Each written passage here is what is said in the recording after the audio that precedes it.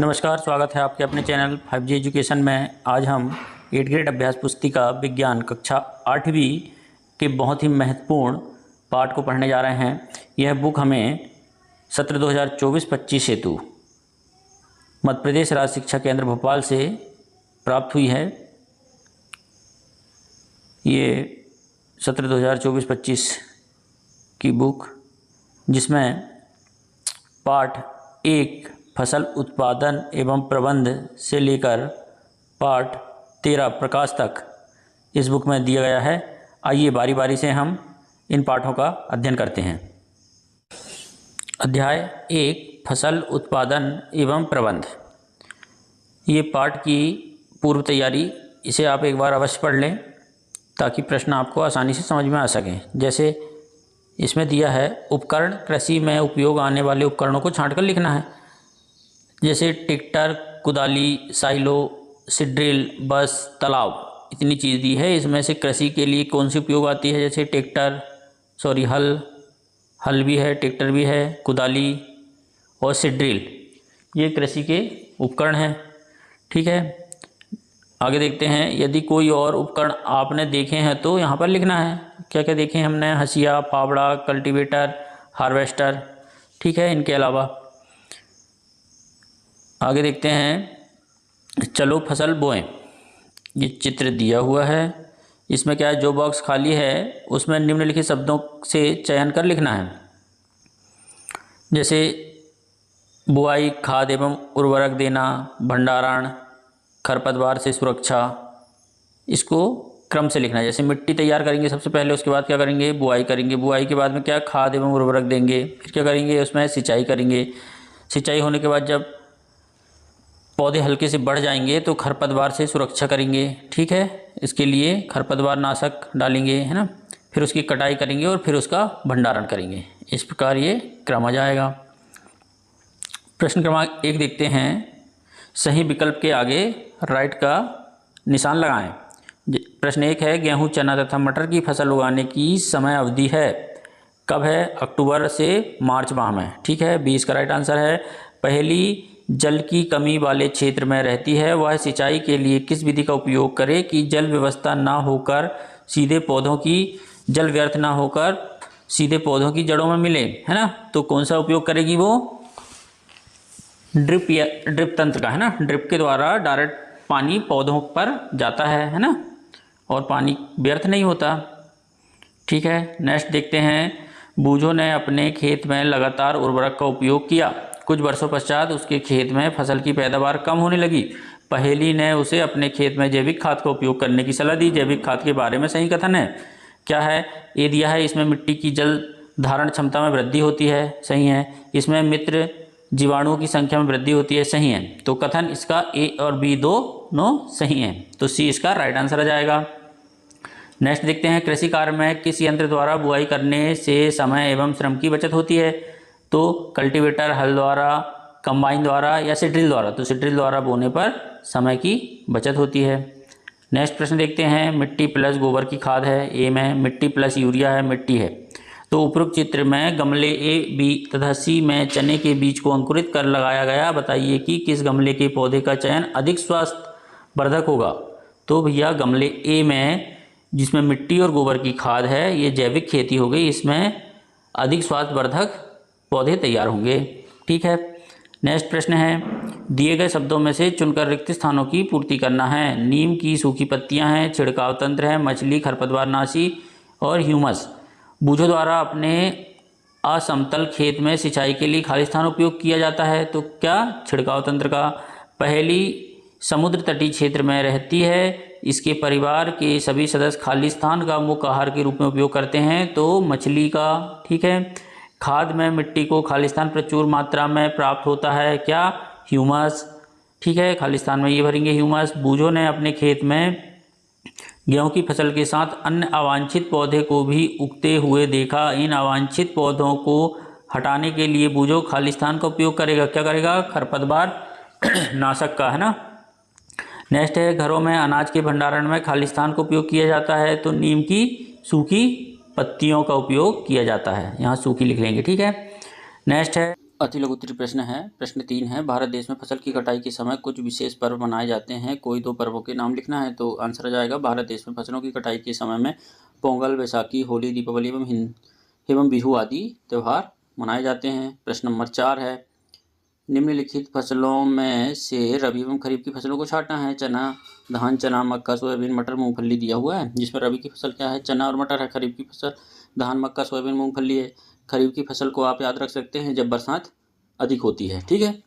Next है प्रश्न क्रमांक 5, बाजरे की फसल के लिए गर्म एवं आर्द्र मौसम की आवश्यकता होती है। यह किस प्रकार की फसल व उनके इसके उगाने के लिए उपयुक्त महीने कौन से हो सकते हैं। तो बाजरा खरीफ की फसल है, इसको उगाने के लिए उपयुक्त महीने मई जून होते हैं। ठीक है। नेक्स्ट प्रश्न देखते हैं। प्रश्न क्रमांक 6 है, निम्न बॉक्सों को सही क्रम में इस प्रकार लगाइए कि गेहूं की फसल उगाने का रेखा चित्र तैयार हो जाए। ठीक है, गेहूं की फसल उगाने का है ना, ये दिया हुआ है। इसको गेहूं की फसल आपको लगाना है तो आप कैसे करेंगे, सबसे पहले मिट्टी को तैयार करेंगे, फिर बुआई करेंगे, फिर खाद एवं उर्वरक दोनों डालेंगे, फिर सिंचाई करेंगे, खरपतवार की सुरक्षा करेंगे, फिर कटाई करेंगे, फिर गेहूं का भंडारण करेंगे। ठीक है, ये इसका क्रम हो गया। नेक्स्ट प्रश्न देखते हैं। एक किसान अपनी भरपूर व अच्छी फसल काटने के बाद उसे भंडारण के पूर्व सुखाना भूल गया, इसे किस समस्या का सामना करना पड़ सकता है। देखिए, आंसर में लिखेंगे, फसल में सूक्ष्मजीव व कीटों की समस्या उत्पन्न हो जाती है ना। यदि फसल को नहीं सुखाएंगे तो ये समस्या पैदा हो जाएगी। ठीक है। नेक्स्ट है, लघु उत्तरीय प्रश्न है। बूझो अपने प्रश्न क्रमांक 8 है, बूझो अपने खेत में बुआई के लिए पारंपरिक तरीका का उपयोग करता है और पहली अपने खेत में बुआई के लिए ट्रैक्टर द्वारा संचालित सीड ड्रिल उपयोग करती है। बताइए बुआई के लिए कौन सा तरीका उत्तम है और क्यों। तो इसका राइट आंसर लिखेंगे हम, खेत में बुआई के लिए ट्रैक्टर द्वारा संचालित सीड ड्रिल का तरीका उत्तम है, क्योंकि इसके द्वारा बीजों में समान दूरी व गहराई बनी रहती है। इससे बीजों को पक्षियों द्वारा खाए जाने से रोका जा सकता है। ठीक है, इसलिए ट्रैक्टर द्वारा बुआई की जाती है। प्रश्न क्रमांक 9 है, चित्रों को पहचानिए। ये चित्र सिंचाई की किस पद्धति से संबंधित हैं, चित्रों को नामांकित कीजिए। इसमें से कौन सा चित्र जल की कमी वाले क्षेत्र के लिए वरदान है। देखिए, यहाँ मोटर चल रही है, ये रहट है, छिड़काव तंत्र है, ये है ना, सिस्टम लगा हुआ है, ड्रिप तंत्र है ना, ड्रिप के द्वारा खेती हो रही डायरेक्ट पौधे पर। तो इसमें से लिखेंगे ड्रिप तंत्र की कमी वाले क्षेत्रों के लिए वरदान है। क्या है, ड्रिप तंत्र जल की कमी वाले क्षेत्रों के लिए वरदान है, क्योंकि इस विधि से जल बूंद बूंद करके सीधे पौधों की जड़ों में गिरता है और पानी खराब नहीं होता। ठीक है। नेक्स्ट प्रश्न देखते हैं। प्रश्न क्रमांक 10 है, कभी कभी खेत में फसल के साथ कुछ अन्य अवांछित पौधे भी उग जाते हैं और उन्हें कैसे हटाएंगे और क्यों हटाएंगे, है ना। तो इसका राइट आंसर लिखेंगे, कभी कभी खेत में फसल के साथ कुछ अन्य अवांछित पौधे भी उग जाते हैं, उन्हें निदाई करके हटाएंगे, क्योंकि अवांछित पौधे जल, पोषक तत्व, पोषक जगह और प्रकाश से स्पर्धा कर फसल की वृद्धि पर प्रभाव डालते हैं। ठीक है, इसलिए जो फसल के साथ होते हैं अनावश्यक उन्हें काट दिया जाता है। नेक्स्ट है, एक बर्तन में स्वस्थ और कमज़ोर बीज रखें। अब हम इसमें से स्वस्थ और कमज़ोर बीजों को कैसे पृथक करेंगे हम, है ना। एक बर्तन में मान लो हमने स्वस्थ एवं कमज़ोर बीज को पृथक करने के लिए बर्तन लिए, है ना, उसमें पानी डाले, उसके बाद कुछ बीज पानी के नीचे बैठ जाएंगे तो वो स्वस्थ माने जाएंगे, और कुछ बीज जो है तैरेंगे तो वे कमज़ोर माने जाएंगे। ठीक है, इस प्रकार हम इसका परीक्षण कर सकते हैं। प्रश्न क्रमांक 12 है, आपको खेती के लिए एक सूखा भूखंड दिया गया है। ठीक है, बीजों को बोने से पूर्व आप क्या क्या तैयारी करेंगे और क्यों। तो बीजों को बोने के लिए हम सबसे पहले मिट्टी को पलटना तथा उसे पोला करके इसे उल्टे पलटेंगे, है ना। और पोला करने से पोषक पदार्थ, पोला इसलिए करेंगे, पोला करने से पोषक पदार्थ ऊपर आ जाते हैं और पौधे इन पोषक पदार्थों का उपयोग कर सकते हैं। अतः मिट्टी को उलटना पलटना एवं पोला करना फसल उगाने के लिए अत्यंत महत्वपूर्ण है। ठीक है, दीर्घ उत्तरीय प्रश्न है प्रश्न क्रमांक 13, इसे आप ध्यानपूर्वक पढ़ लें। हम इसके डायरेक्ट प्रश्न देखते हैं। ठीक है, पहला प्रश्न है, उर्वरक में कौन से पादप पोषक तत्व प्रचुरता में पाए जाते हैं। तो क्या पाए जाते हैं, नाइट्रोजन, फास्फोरस, पोटेशियम प्रचुर मात्रा में पाए जाते हैं। ठीक है, मिट्टी को ह्यूमस कौन प्रदान करता है, मिट्टी को ह्यूमस सूक्ष्मजीव प्रदान करते हैं, जो सूक्ष्मजीव रहते हैं, है ना। ठीक है, जैविक खाद से क्या लाभ है, तो जैविक खाद से मिट्टी की ह्यूमस अधिक प्राप्त होती है एवं फसल में अधिक गुणवत्ता होती है। ठीक है, जैविक खाद से। नेक्स्ट प्रश्न देखते हैं, उर्वरक तथा खाद में से फसलों तथा मिट्टी के लिए क्या अच्छा है और क्यों। उर्वरक तथा खाद में से फसलों तथा मिट्टी के लिए खाद अच्छा है, क्योंकि इससे फसल अधिक गुणवत्ता युक्त होती है। ठीक है, नेक्स्ट है उर्वरकों के कोई दो उदाहरण दीजिए। तो कौन से हैं? यूरिया और पोटास। प्रश्न क्रमांक 14 देखते हैं।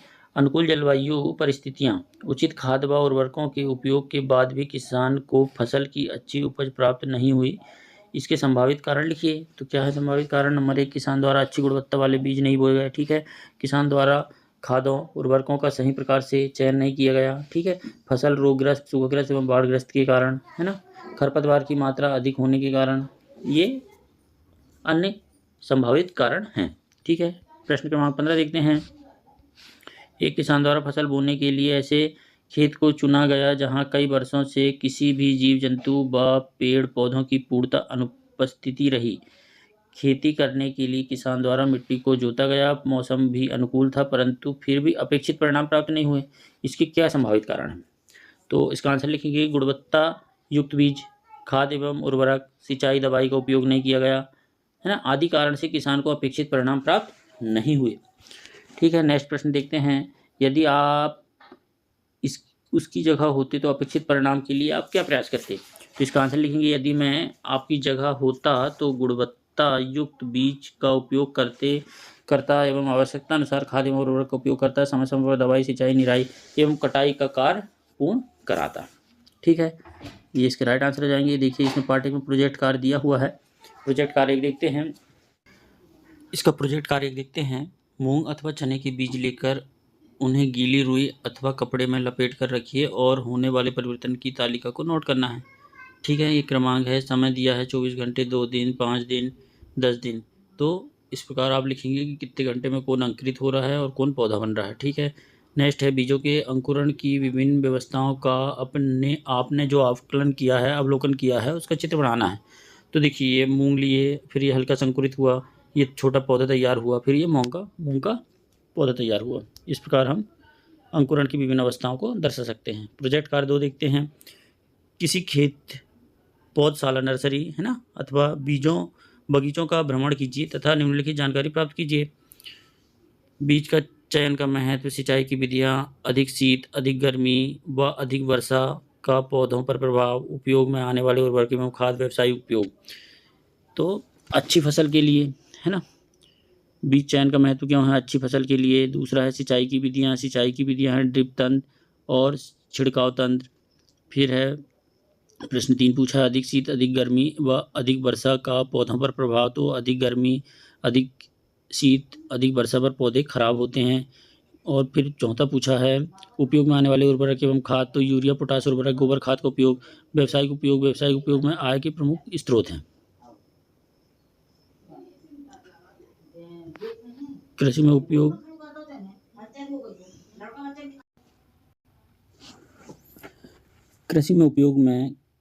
उपयोग में आने वाली कुछ मशीनों के चित्र एकत्रित कीजिए तथा उन्हें अपनी फाइल में लगाकर उनके नाम व उपयोग लिखना है, जैसे कल्टीवेटर और सीड ड्रिल।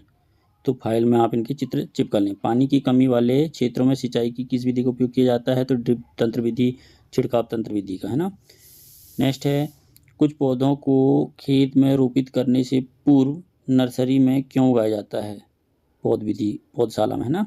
पौधों को खरपतवार से बचाने के लिए पौध विधि या नर्सरी में उगाया जाता है। ठीक है, खरपतवार से बचने के लिए। फसलों के साथ कुछ पौधे प्राकृतिक रूप से उग जाते हैं, ये पौधे फसल के लिए किस प्रकार हानिकारक हैं? तो प्राकृतिक रूप से उग जाने वाले पौधे फसल की वृद्धि के लिए हानिकारक होते हैं। ठीक है, फसलों के भंडारण की विधियाँ कौन सी है? सुखाना, छानना आदि। प्लीज़ यदि वीडियो अच्छा लगा हो तो सब्सक्राइब करना ना भूलें। धन्यवाद।